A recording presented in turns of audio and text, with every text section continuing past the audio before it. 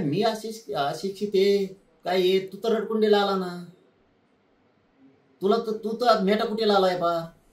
मी अशिक्षित असून तुला एवढा खोटा ठोकलाय, तर आमचे सुशिक्षित बोलायला लागले तू काय होईल याचा विचार कर. मग केंद्रात मंत्री झालेले आहेत, मराठा समाजाचे नेते आमदार आहेत, खासदार आहेत, शिकलेले आहेत, ज्यांना हे समजतं त्यांच्याकडून मला उत्तरांची अपेक्षा आहे.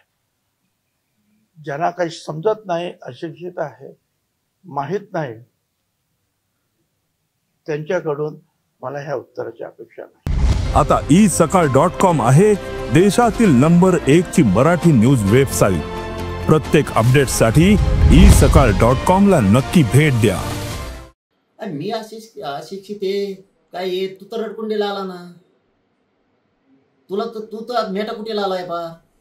मी अशिक्षित असून तुला एवढा खोटा ठोकलाय, तर आमचे सुशिक्षित बोलायला लागले तू काय होईल याचा विचार कर. मग आणि त्याला चांगला माहिती मी सुशिक्षित आहे अशिक्षित आहे, त्याला चांगला माहिती. चांगलं म्हणजे तो पण हुशार आहे, त्याला चांगला माहिती.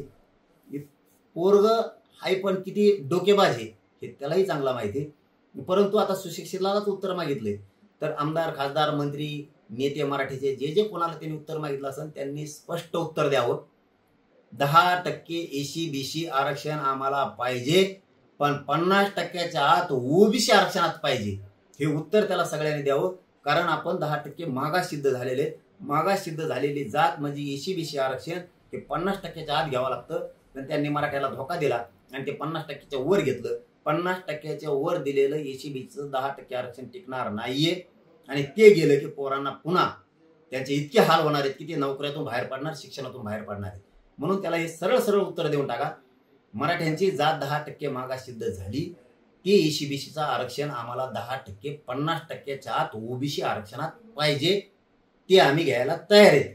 50%च्या वर दिलेलं एसी-बीसी. महाराष्ट्रातील सर्व बातम्यांचे विश्वासार्ह व्यासपीठ.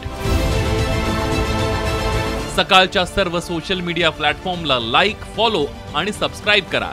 तसंच सर्व नोटिफिकेशनसाठी बेल आयकॉन प्रेस करायला विसरू नका.